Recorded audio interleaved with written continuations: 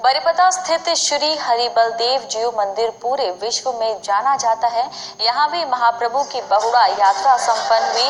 दारू विग्रहों को पहंडी कराने के बाद उन्हें रथ में लाया गया। 2 दिन तक चलने वाली इस यात्रा में पहले जगन्नाथ महाप्रभु का नंदीघोष रथ को खींचा गया। रथ को खींचने के लिए भारी मात्रा में श्रद्धालुओं की भीड़ जमा हुई थी। वहीं महिला भक्तों द्वारा माता सुभद्रा के रथ को खींचा गया।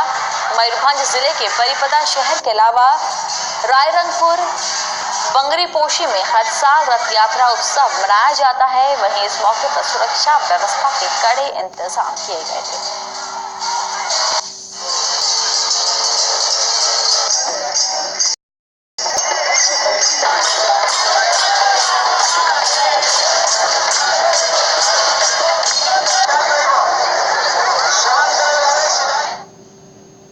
आगामी 26 जुलाई को सीएम नवीन पटनायक